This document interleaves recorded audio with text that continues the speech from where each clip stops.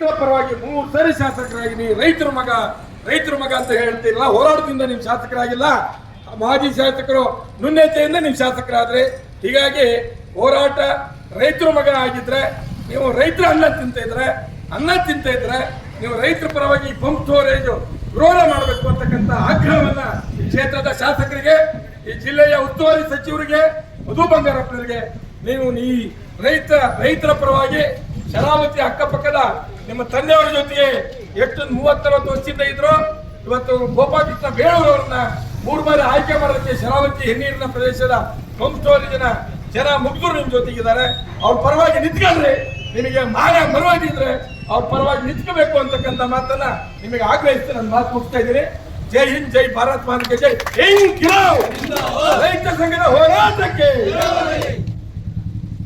ಧನ್ಯವಾದಗಳು. ಆ ಭಾಗದ ಜನರಿಗೆ ನಾನು ಒಂದು ಮನವಿ ಮಾಡ್ತೇನೆ. ನಿಮಗೆ ವೇದಿಕೆ ಸೃಷ್ಟಿ ಮಾಡಿದ್ದೆ ನಿಮಗೋಸ್ಕರ. ಮೈಕ್ ಇದೆ, ಕ್ಯಾಕ್ಟಸ್ ಉಗಿರಿ. ವೋಟ್ ಹಾಕಿ ಆಯ್ಕೆ ಮಾಡಿದ್ದೀರಿ, ನಿಮ್ಮನ್ನು ಉಳಿಸಕ್ಕೆ ಹೊರಟಿರಿ. ಕ್ಯಾಕ್ಟಸ್ ಉಗಿರಿ, ಅವಕಾಶ ಇದೆ. ಹಾಗೆ ನಮ್ಮ ನಾಯಕರು, ನಮಗೆ ಮಾರ್ಗದರ್ಶಕರು ಆಗಿರ್ತಕ್ಕಂಥ ಹಿರಿಯ ಹೋರಾಟಗಾರರು ನಮ್ಮ ಅಶೋಕ್ ಮೂರ್ತಿ ಕರ್ಸಿ ಅವರು ಇದ್ದಾರೆ. ಅವರು ಈ ಹೋರಾಟವನ್ನು ಬೆಂಬಲಿಸಿ ಈ ಅವೈಜ್ಞಾನಿಕ ಯೋಜನೆಯನ್ನು ವಿರೋಧಿಸಿ ಅವರು ಮಾತಾಡಲಿದ್ದಾರೆ. ಆನಂತರ ನಮ್ಮ ನಾಯಕರೆಲ್ಲ ಮುಂದೆ ಮಾತಾಡ್ತಾರೆ. ಕರ್ನಾಟಕ ರಾಜ್ಯ ರೈತ ಸಂಘದ ಜಿಲ್ಲಾಧ್ಯಕ್ಷರಾದಂಥ ದಿನೇಶ್ ಅವರೇ, ಹಾಗೂ ಮಾಜಿ ಜಿಲ್ಲಾ ಪಂಚಾಯತ್ ಸದಸ್ಯರಾದಂಥ ಅವರೇ, ಕನ್ನಪ್ಪ ಬೆಳವಣಿಗೆ ಅವರೇ, ಗುರುಗುರು ಪರಮೇಶ್ವರ್ ಅವರೇ, ಹಾಗೂ ರಮೇಶ್ ಎಲ್ಲ ದಿನೇಶ್ ಅವರ ಮಿಸ್ಸಸ್ ಲಿಂಗನಮಕ್ಕಿಗೆ ಜಾಥಾ ಹೊರಟಾಗಲೂ ಸಹ ಪಾಪ ಅವ್ರ ಜೊತೆಗೆ ಇದ್ದು ಅವರು ಸಹ ಆ ಜಾಥಾದಲ್ಲಿ ಪಾಲ್ಗೊಂಡು ಅವ್ರನ್ನ ಬೆಂಬಲಿಸಿದ್ರು.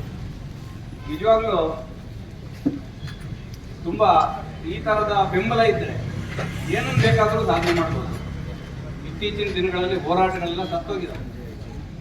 ನಾನು ಕಂಡಂತೆ ಕಳೆದ 10-15 ವರ್ಷದಲ್ಲಿ ಯಾವುದೇ ಒಂದು ಗಟ್ಟಿ ಹೋರಾಟದ ಗುಂಪು ಇರಲಿಲ್ಲ. ದಿನೇಶ್ ಅವರು ಒಂದು ಒಳ್ಳೆ ಗುಂಪು ಕಟ್ಟಿದ್ದಾರೆ. ಅವ್ರ ಜೊತೆಗೆ ಒಳ್ಳೆ ಸ್ನೇಹಿತರ ಗುಂಪಿದೆ.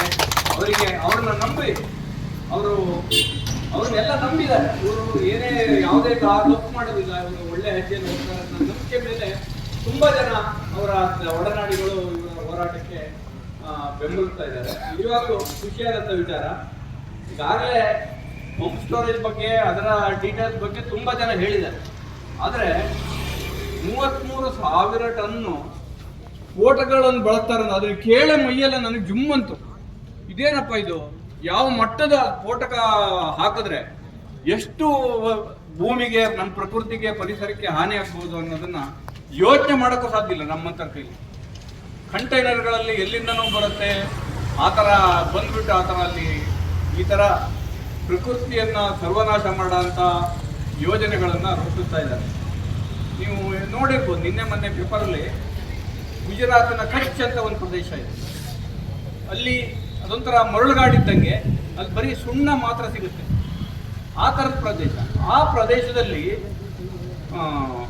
ಏನು ನಮ್ಮ ರಿಲಯನ್ಸ್ ಅಂಬಾನಿ ಅವರು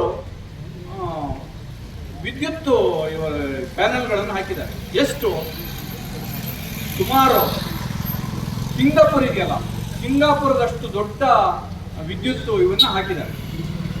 ವಿದ್ಯುತ್ ತಯಾರು ಮಾಡ್ಲಿಕ್ಕೆ ಹೊರಟಿದ್ದಾರೆ. ನಿಜವಾಗ್ಲೂ ಸ್ವಾಗತ ಮಾಡುವಂಥ ವಿಚಾರ. ಹಾಗಾದ್ರೆ ವಿದ್ಯುತ್ ತಯಾರು ಮಾಡ್ಲಿಕ್ಕೆ ಬರೀ ನೀರು, ಡ್ಯಾಮು ಇವ್ರು ಕಟ್ಟೋದು, ಇವು ಮುಳುಗಿಸೋದು ಇದೇ ಯೋಜನೆನಾ? ನಮ್ಗೆ ಸ್ವಾತಂತ್ರ್ಯ ಬಂದು ಇಷ್ಟು ವರ್ಷ ಆದರೂ ಪರ್ಯಾಯ ಯೋಜನೆಗಳನ್ನು ನಾವು ಬಳಸಲೇ ಇಲ್ವಾ? ಹುಡುಕ್ಲೇ ಇಲ್ವಾ? ನೀವು ನೋಡಿ, ನೀವು ದುಬೈಗೆ ನಾವೆಲ್ಲ ಇದ್ರಲ್ಲಿ ನೋಡ್ತಾ ಇರ್ತೀವಿ. ದುಬೈ ಬಗ್ಗೆ ಯಾವಾಗ ರಾತ್ರಿ ಹೊತ್ತು ಆಗ್ಬಿಟ್ರೆ ಎಲ್ಲಿ ನೋಡಿದ್ರು ಜಗ ಮುಗಿಸ್ತಿರ್ತದೆ ನೀರಿದೆ.